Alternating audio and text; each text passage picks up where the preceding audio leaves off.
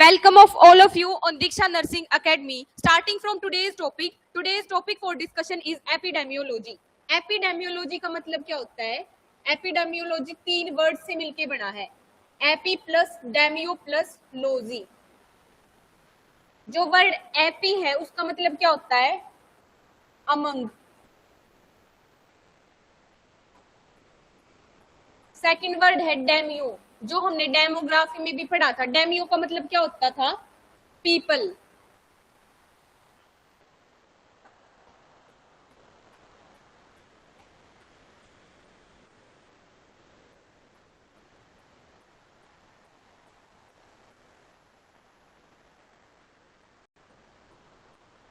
लोजी का मतलब क्या होता है? स्टडी.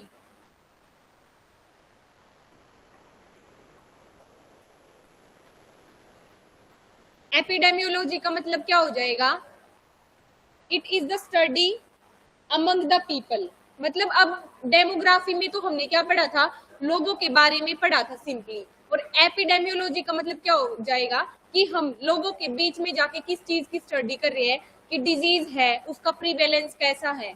ठीक है, कौन सी डिजीज प्रेजेंट है. मतलब कि क्या हम पढ़ेंगे? मेनली हम डिजीज के डिस्ट्रीब्यूशन के बारे में पढ़ेंगे, डिजीज के डिटर्मिनेंट्स के बारे में पढ़ेंगे और कैसे हम किसी भी डिजीज को क्या कर सकते हैं, ट्रीट कर सके हैं, उन सब चीजों के बारे में पढ़ेंगे. तो डेफिनेशन क्या हो जाएगी एपिडेमियोलॉजी की? It is the study of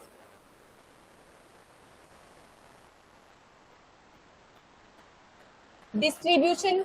distribution का मतलब क्या होता है कि कोई भी डिजीज है वो कैसे डिवाइडेड है. डिस्ट्रीब्यूशन मतलब कि किस टाइम पे प्रेजेंट है, किस प्लेस पे प्रेजेंट है, किस किस तरीके के पर्सन के बीच में प्रेजेंट है वो डिजीज. उसको क्या बोलोगे तुम? डिजीज का क्या पढ़ रहे हो तुम?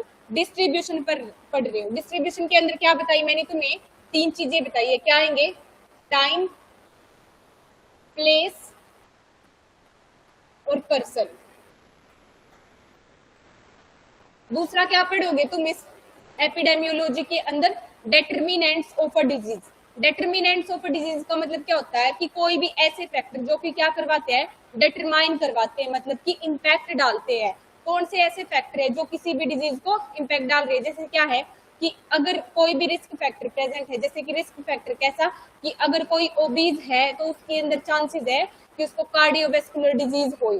अगर कोई क्या है, मतलब कि मान लो कोई भी ओल्ड एज है तो उसके अंदर चांसेस है कि ऑटोमेटिकली उसको क्या हो जाएगी, ब्लाइंडनेस वगैरह हो जाती है, डेफनेस हो जाती है. तो मतलब क्या है कि डिटर्मिनेंट्स का मतलब क्या होता है कि हमें क्या करना है, रिस्क फैक्टर की स्टडी करनी है. डिटर्मिनेंट्स हो जाएंगे वो.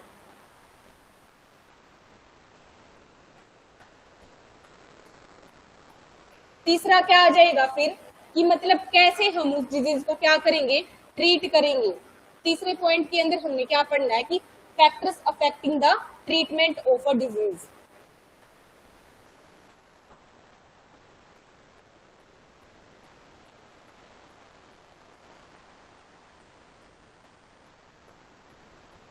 समझ आई डेफिनेशन? क्या बताई मैंने एपिडेमियोलॉजी में? क्या बताया था मैंने? एपी मतलब अमंग, डेमियो मतलब पीपल और लॉजी मतलब स्टडी. की मतलब क्या है? लोगों के बीच में जाके उनकी स्टडी करना. अब लोगों के बीच में जाके हम किस चीज की स्टडी करेंगे कि किसी भी डिजीज का डिस्ट्रीब्यूशन कैसा है. डिस्ट्रीब्यूशन का मतलब मैंने क्या बताई कि किस टाइम पे प्रेजेंट है कोई भी डिजीज, किस प्लेस पे प्रेजेंट है और किस पर्सन में. जैसे मान लो कि ओल्ड एज वाला कोई भी पर्सन है उसके अंदर डिजीज प्रेजेंट है. अच्छा, कोई भी मतलब क्या है, चाइल्ड है उसके अंदर प्रेजेंट है, वो क्या हो जाएगा, प्लेस से रिलेटेड ये हो जाएगा डिजीज का डिस्ट्रीब्यूशन. नेक्स्ट क्या होता है? डिटर्मिनेंट. डिटर्मिनेंट मतलब कौन से फैक्टर किसी भी डिजीज को क्या कर रहे हैं, इम्पैक्ट डाल रहे हैं. और इसके अंदर क्या पढ़ेंगे हम कि क्या क्या रिस्क फैक्टर प्रेजेंट है किसी भी डिजीज के. और तीसरे पॉइंट के अंदर हमने क्या करना है कि हम क्या है, कौन से नए नए मेथड्स निकाल सकते हैं किसी भी डिजीज को ट्रीट करने के लिए, या फिर क्या क्या नई नई रिसर्च कर सकते हैं. उन सब चीजों के बारे में जब हम पढ़ते हैं तो उसको क्या बोलते हैं, एपिडेमियोलॉजी बोलते हैं. अब नेक्स्ट क्या आते हैं, 2 क्वेश्चन आएंगे. क्या होते हैं वो 2 क्वेश्चन? एक आता है who is the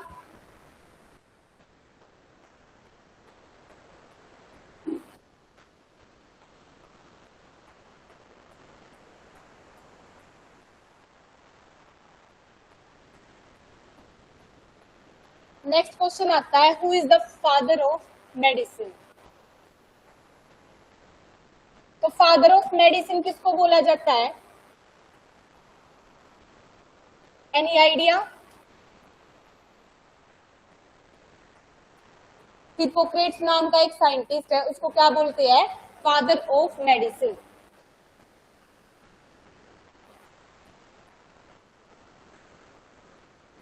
next question आता है कि who is the father of modern epidemiology. Modern epidemiology का मतलब क्या हो गया कि करंट में हम जो भी ट्रेंड्स वगैरह का यूज कर रहे हैं एपिडेमियोलॉजी के अंदर, उसका फादर किसको बोलते हैं? फादर बोलो या फिर फाउंडर बोलो, तो उसके अंदर क्या लिखोगे तुम? John Snow is known as the father of modern epidemiology.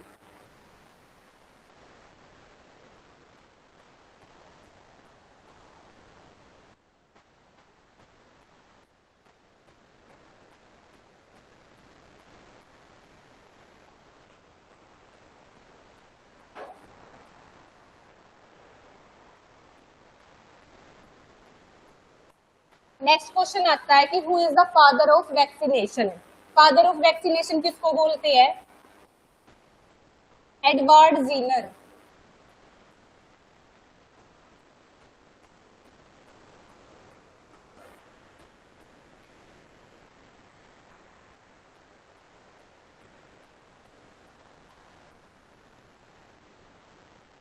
Edward Jenner को क्यों बोलते हैं? क्योंकि एडवर्ड जीनर ने क्या किया था? फर्स्ट टाइम क्या है, स्मॉल पॉक्स की वैक्सीनेशन को डिस्कवर किया था और स्मॉल पॉक्स एलिमिनेशन में उन्होंने कंट्रीब्यूट किया था, इसलिए उनको क्या बोलते हैं? फादर ऑफ वैक्सीनेशन किसको बोलते हैं? एडवर्ड जीनर को। समझ आया इतना? चलो आगे। उसके बाद नेक्स्ट क्या करना है हमने, मैंने तुम्हें क्या पढ़ाए थे? इंसिडेंस और प्रीवेलेंस के बारे में पढ़ाया था। इंसिडेंस क्या होता है कि नंबर ऑफ न्यू केसेस कितने आ रहे हैं किसी भी डिजीज के, उसको क्या बोलते हो? इंसिडेंस बोलते हैं। और प्रीवेलेंस का मतलब क्या बताई थी मैंने? प्रीवेलेंस मतलब कि ओल्ड प्लस न्यू केसेस को क्या बोलते हो तुम? प्रीवेलेंस बोलते हैं। ये क्या होते हैं? Measures of morbidity. Measures of morbidity का मतलब क्या होता है? मोर्बिड का मतलब क्या बताया था मैंने? सिकनेस को मेजर करने के लिए कि मतलब कितना रिस्क फैक्टर प्रेजेंट है, सिकनेस कितनी प्रेजेंट है, उसको किसकी हेल्प से मेजर करोगे कि what are the measures of morbidity. उसके अंदर क्या आ जाएगा? एक तो आ जाएगा इंसिडेंस और दूसरा तुम्हें क्या पता होना चाहिए? प्रीवेलेंस। इंसिडेंस मतलब क्या है? New cases of a disease.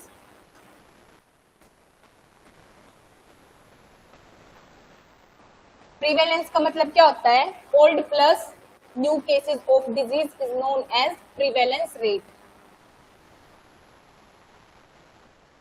क्या है? एक फॉर्मूला होता है, क्या बोलते हैं उसको? प्रीवेलेंस इज इक्वल टू,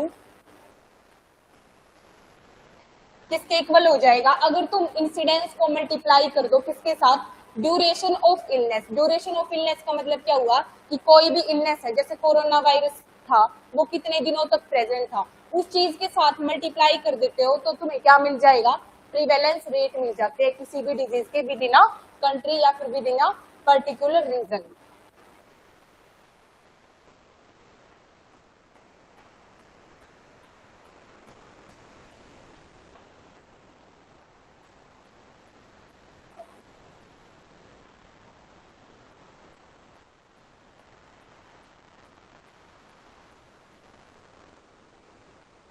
आया समझ? कोई डाउट है? इंसिडेंस को कैसे निकालोगे कि मतलब जो भी क्या है, तुम्हें ऐसे लग रहे हो कि मतलब जो भी इल पीपल है उसको डिवाइड कर दो किसके साथ? जो भी रिस्क के ऊपर जो भी पॉपुलेशन होती है, किसी भी जो भी तुमने पर्टिकुलर एरिया सेलेक्ट कर रखा है और उसको मल्टीप्लाई किसके साथ कर दो? 1000 के साथ अगर तुम मल्टीप्लाई कर दोगे तो तुम्हें क्या मिल जाएंगे?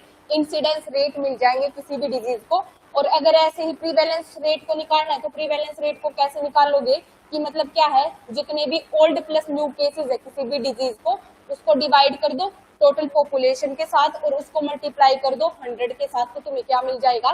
प्रीवेलेंस रेट ऑफ अ डिजीज मिल जाता है। आया समझ?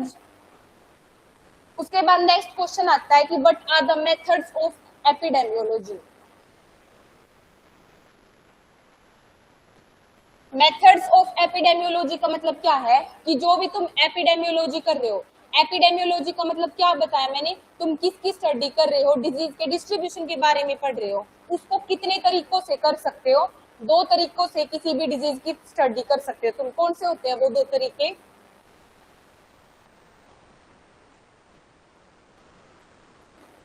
जो फर्स्ट तरीका होता है उसको तुम क्या बोलते हो?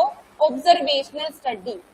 ऑब्जर्वेशनल स्टडी का मतलब क्या होता है कि तुम क्या कर रहे हो? बस सिर्फ ऑब्जर्व कर रहे हो, मतलब कि तुम कोई भी ट्रीटमेंट या फिर कोई भी इंटरवेंशन नहीं दे रहे हो लोगों को, सिर्फ क्या कर रहे हो? लोगों के बीच में जाके लोगों को ऑब्जर्व कर रहे हो, लोगों से क्या डाटा कलेक्ट कर रहे हो, और उस तरीके की जो भी तुम स्टडी करते हो उसको क्या बोलते हो? तुम ऑब्जर्वेशनल स्टडी करते हो।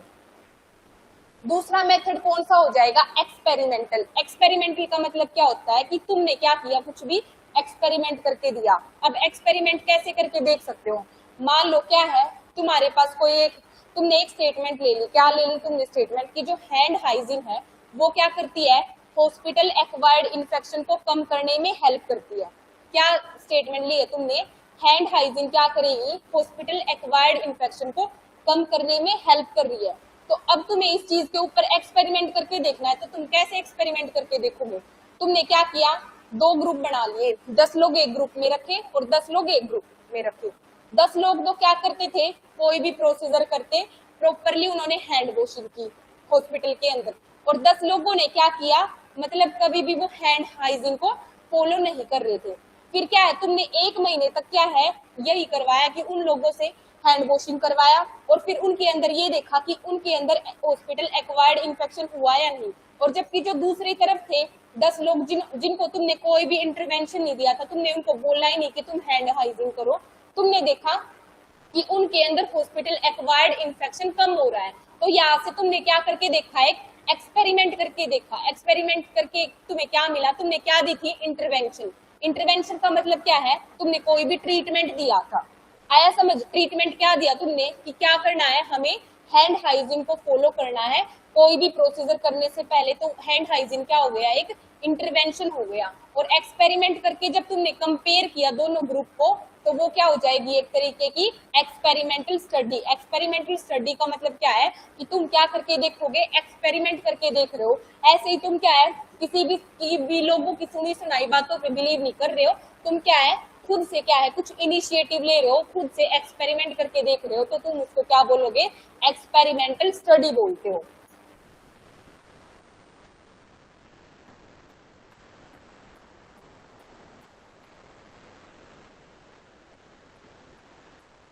समझ आया? क्या बताइए मैंने? Methods of epidemiology. Methods of epidemiology के अंदर क्या बताया मैंने? तुम दो तरीके से डिजीज की स्टडी करोगे। फर्स्ट होता है ऑब्जर्वेशन। ऑब्जर्वेशन का मतलब क्या होता है कि तुम लोगों के बीच में जाके क्या कर रहे हो? सिर्फ ऑब्जर्व कर रहे हो, लोगों से डाटा ले रहे हो, उनसे हिस्ट्री ले रहे हो। वो किसमें काउंट होएगी? ऑब्जर्वेशन के अंदर। इसके अंदर डिफरेंस पूछे तो मेन डिफरेंस क्या होता है कि ऑब्जर्वेशन में तुमने क्या है, नो इंटरवेंशन गिवन, और इसके अंदर क्या करना होता है? मेनली तुमने इंटरवेंशन दे के देखना है, उसके बाद उसका इम्पैक्ट देखना है लोगों के ऊपर। इसीलिए इसको क्या बोलते हैं? एक्सपेरिमेंटल स्टडी बोलते हैं।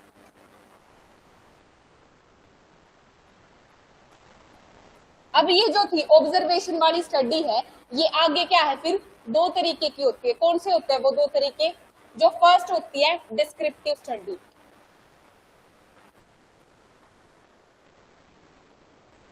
और सेकंड क्या हो जाएगी? एनालिटिकल।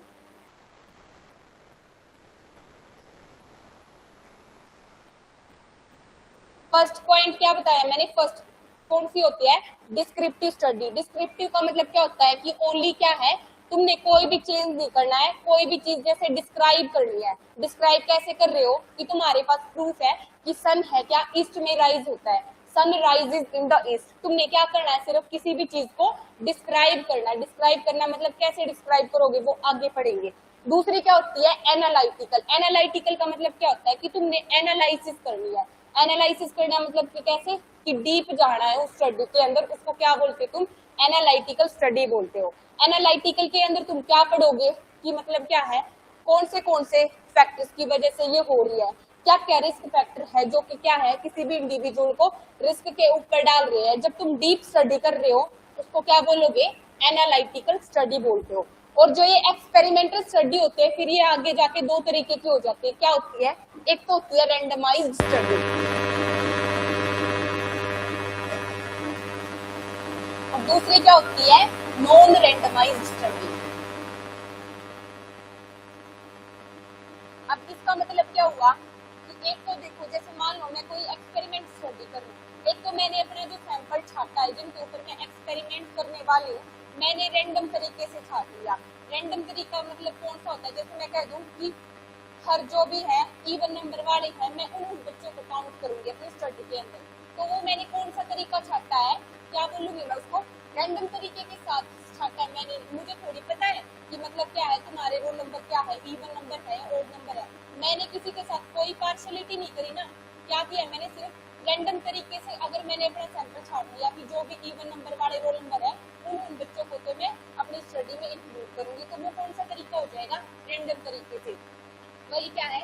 नॉन रैंडम तरीका कौन सा हो जाएगा कि मैं अपनी पसंद के अकॉर्डिंग बच्चों को इंक्लूड करूं, कि मैं तो इसको इंक्लूड करूंगी, इसको इंक्लूड करूंगी। मतलब क्या कर दिया मैंने? अपनी कन्वीनियंट के अकॉर्डिंग ये इंटेलिजेंट बच्चे हैं तो मैं सिर्फ इंटेलिजेंट बच्चों को ही अपनी स्टडी में इंक्लूड करूंगी। तो वो कौन सा तरीका चूज किया है मैंने? नॉन रैंडमाइज्ड सिलेक्शन किया है मैंने स्टडी का।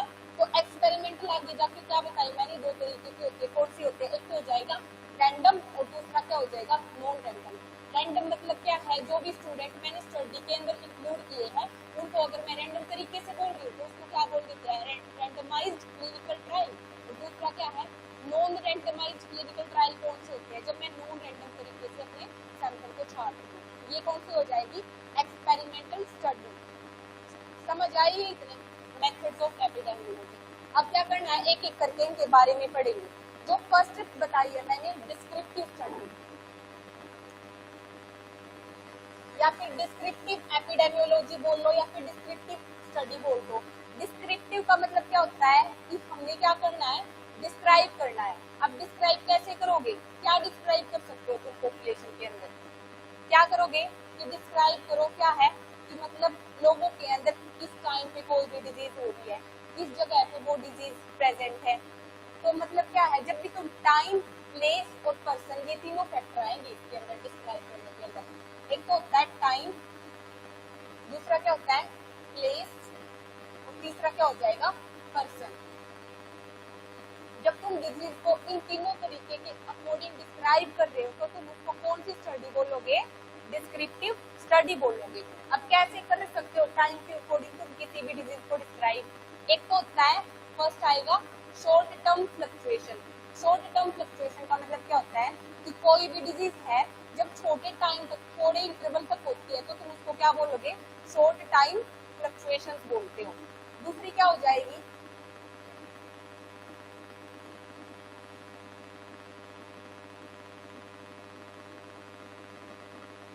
दूसरी हो जाती है पीरियडिक फ्लक्चुएशन। जैसे क्या था? शॉर्ट टाइम फ्लक्चुएशन का मतलब क्या हो जाएगा?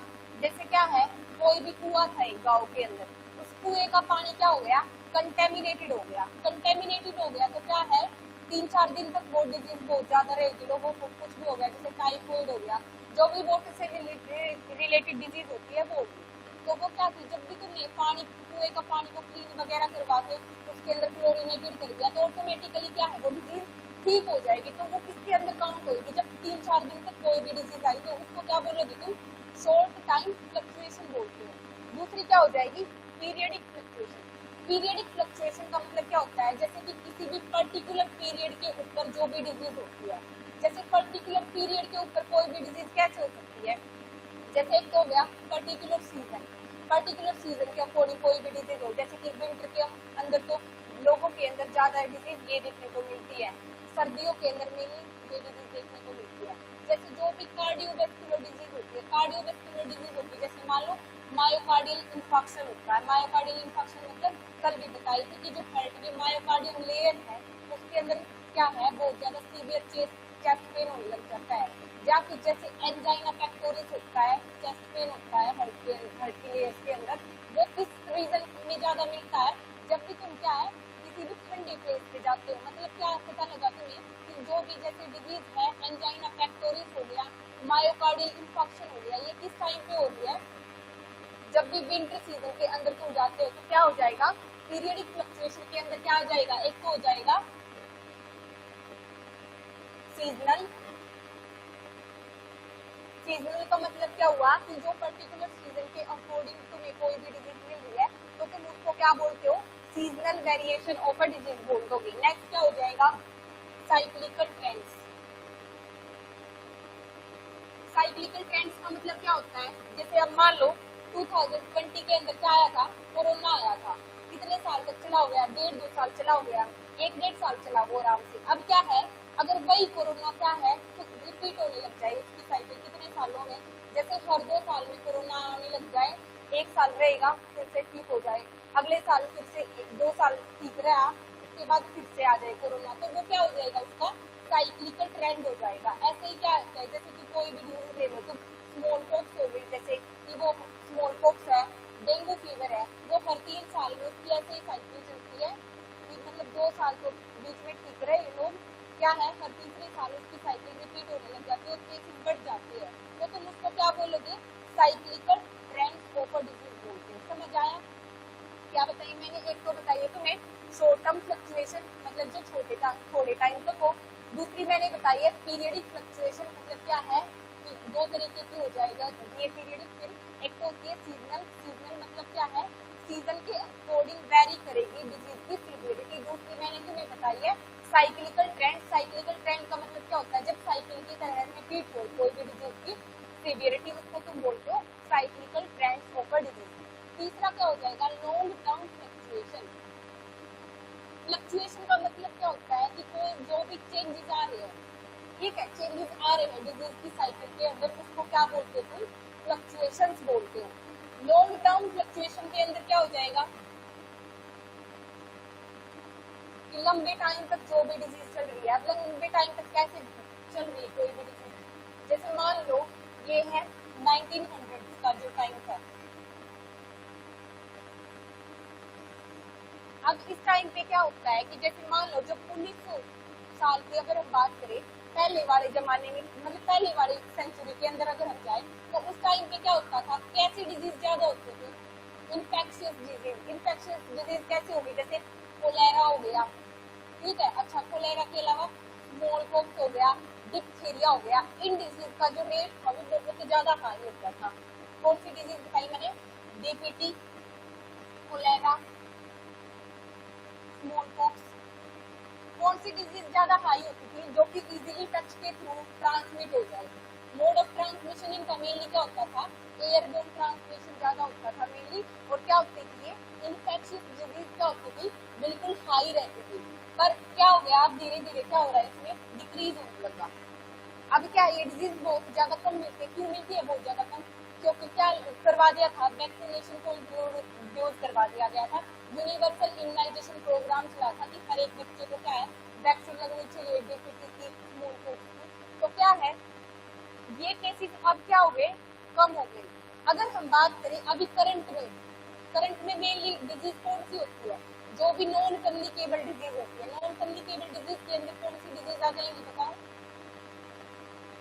कौन सी डिजीज आएगी नॉन कम्युनिकेबल डिजीज के अंदर, जैसे कि डायबिटीज हो गई और हाइपरटेंशन हो गया, ये किसके अंदर आती है, non communicable disease. Non communicable का मतलब क्या हुआ कि एक दूसरे को ट्रांसमिट नहीं कर सकते, जैसे कि क्या है एक पर्सन को क्या है हाइपरटेंशन है, तो ऐसा नहीं है कि उसको हाइपरटेंशन है तो वो डिजीज को ट्रांसफर कर देगा अपनी मदर को या फिर अपने बच्चों को। तो ऐसी डिजीज जो कि ट्रांसमिट नहीं होती है दूसरे पर्सन को, उसको तुम क्या बोलोगे, नॉन कम्युनिकेबल डिजीज बोलते हो। नॉन कम्युनिकेबल डिजीज क्या थी, 1900 के टाइम पे क्या थी, बहुत कम थी।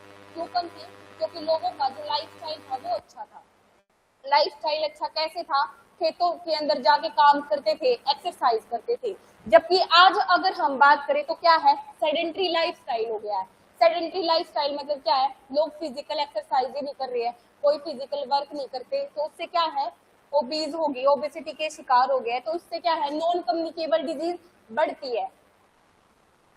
तो आज अगर हम बात करें क्या है, एनसीडी जो भी है वो ज्यादा हाई है और जो भी कम्युनिकेबल डिजीज थी वो क्या है कम हो गई है। तो इसको तुम क्या बोल रहे हो, long term fluctuation. Long term fluctuation मतलब क्या है कि लंबे टाइम के अकॉर्डिंग जो भी चेंजेस आ रहे हैं, इसी लॉन्ग टर्म फ्लक्चुएशन वाली स्टडी का दूसरा नाम क्या होता है, सेक्युलर ट्रेंड्स।